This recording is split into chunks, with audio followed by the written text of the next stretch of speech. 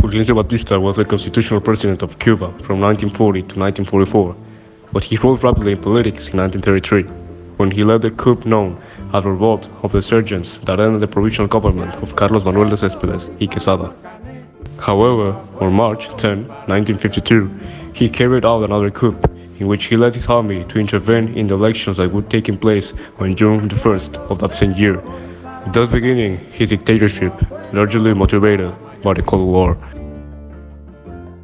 The Cuban Revolution was an armed insurrection carried out by the Cuban left-wing movement under the command of Fidel Castro, which occurred between 1953 and 1959. The Batista government was characterized by corruption and the alliance with members of the Italian-American mafia, who controlled the gambling business and concessions to foreign companies, to install casinos and luxury hotels in Cuba.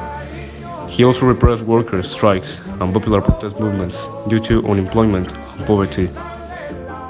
The Cuban Revolution began on July 26 of 1953 with the attempt of a group of 135 insurgents to take over a Cuban army installation, the Moncada Barracks, located in the city of Santiago de Cuba. Among them were the brothers Fidel and Raúl Castro, who received a 10-year prison sentence for participating in the uprising. In 1955, Batista passed an amnesty law and released the Castro brothers. Immediately, Fidel founded the Popular Movement July 26, whose objective was to overthrow Batista. In that same year, the Castro brothers settled in Mexico, where they began to organize a guerrilla group to invade Cuba. There they met the Argentine doctor and communist activist Ernesto Che Guevara, who soon joined the movement. On November 25, 1956, a group of 82 July 26 rebels, led by Fidel Castro, set out from the Mexican port of Tuxpan aboard a yacht called Granma. After 7 days of sailing, they landed on the eastern coast of the island, where they were ambushed by Batista's army. Most of the group died in combat or were taken prisoner. The rest dispersed and found themselves in Sierra Maestra. Little by little, the insurgents managed to swell their forces with peasants from the surrounding rural areas and began to achieve small victories. When they managed to occupy the city of Santa Clara and seize a train that carried ammunition to the regiment's troops, Batista, overwhelmed by those defeats, fled to the Dominican Republic.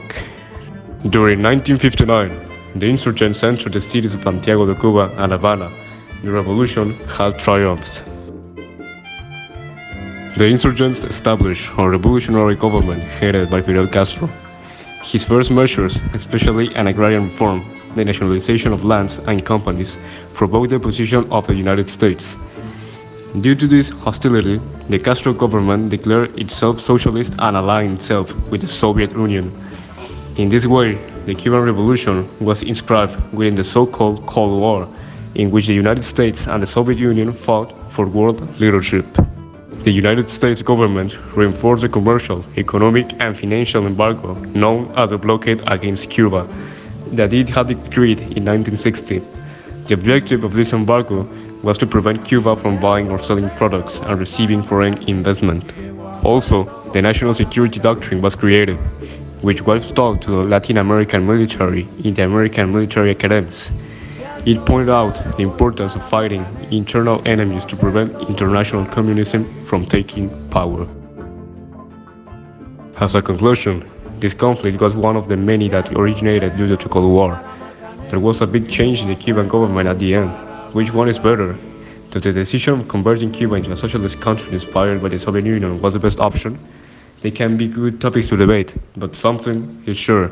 This was one of the events where the struggle between left-wing and right-wing ideologies was most marked.